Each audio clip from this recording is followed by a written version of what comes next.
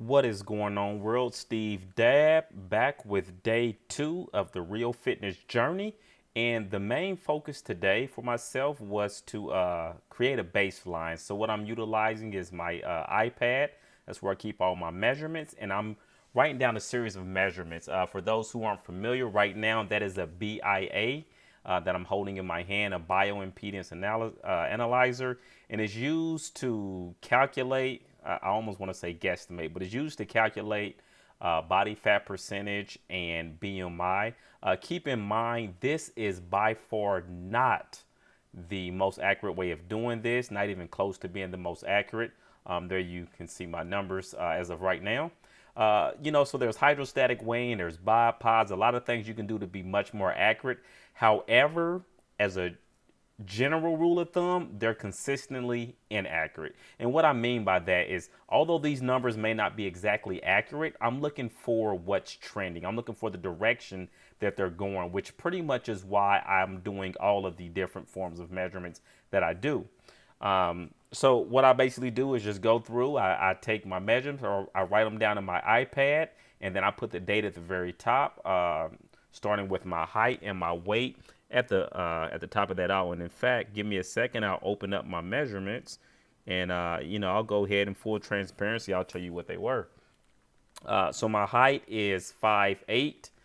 Yes, I'm technically 5'7.5" with my shoes on. I'm about 5'8", so I'll just stick with 5'8". In terms of doing the measurements, really quick, I know I keep digressing, but I'm sure there's some great videos online. You can look up the specific way to go about doing this. I've kind of got it down to a set method that I use for myself, and I think ultimately it comes down to finding a method where you can be consistent.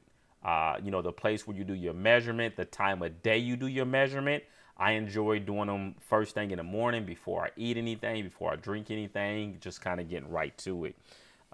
So at the time of starting this video, day number 2, my weight is 192.4 pounds.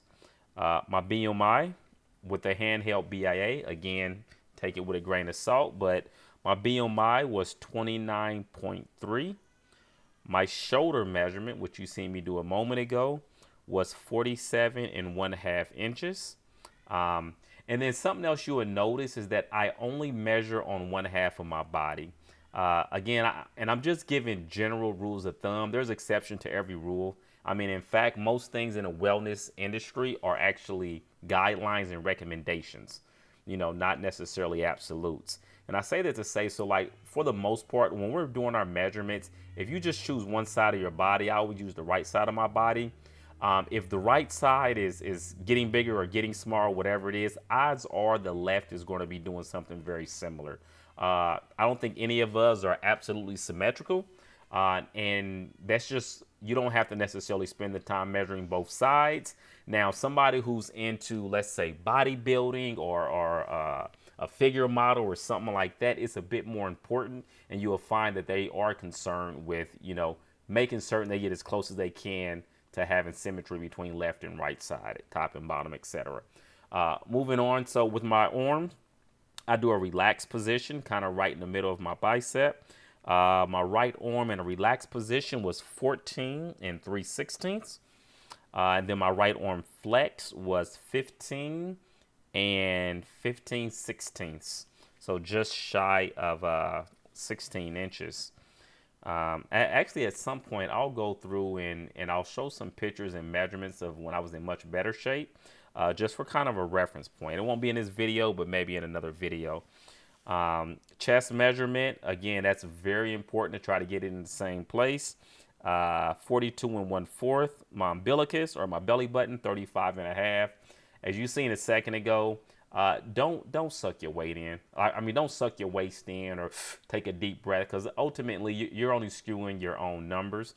Most people, these numbers will be private between you, maybe you and your personal trainer or something like that if you have one. Obviously I'm putting the information out there, but you want to be consistent. You want to try to find clothing that you can wear that is comfortable, but it's not going to like overly compress. You don't want it to be too thick, things like that. Just go as minimum as you're comfortable going. And again, I don't necessarily expect you to be putting this online.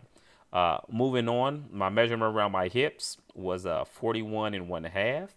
And while I'm measuring my right thigh, you'll notice one of the things I do is I start the tape measure near my knee, and I run it back to the crease at my hip. And what I'm doing is measuring length, and then I'm basically measuring in the middle of my thigh.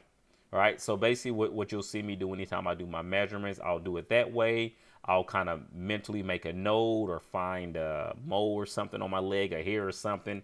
And then I use that as a reference point, and then I do my circumference measurement. In this instance, it was 23 and 1/2 inches. And with my right my right calf, as I'm going to measure that, I want to make certain my knee is as close as I can to a 90-degree angle. That applies for the thigh and the calf. And that measurement came to 15 inches and 15 and 15/16 of an inch. And doubling back to the handheld BIA, my estimate body fat percentage was at 22.5%. So I know oftentimes people utilize the scale, and I just want to tell you, like, the scale, it paints pictures with such a broad brush, and it really can't share the story. So you have to be careful with some of the tools that you use. I utilize an assortment of them, and I'm looking for trends. So between using a scale on occasion, between the handheld BIA, which I already told you is not at all extremely accurate, and then also my circumference measurements, because you want to take note of how you feel. And then I'll say one of the most important things is paying attention to how you feel and paying attention to how your clothes fit. That can oftentimes be an absolute wonderful measure, and you can kind of tell when your body is changing. So day 2, I did not work out. Day 1, I did have a workout, and at some point I'll kind of either put it in the comments and notes below or something like that to tell you how to access that information so you can see exactly what I did. For now, this pretty much concludes this video. I'll see you tomorrow for day number 3 in an actual workout. So make sure you like, follow, subscribe, and hit that bell notification so you can follow along. Hey, appreciate you watching.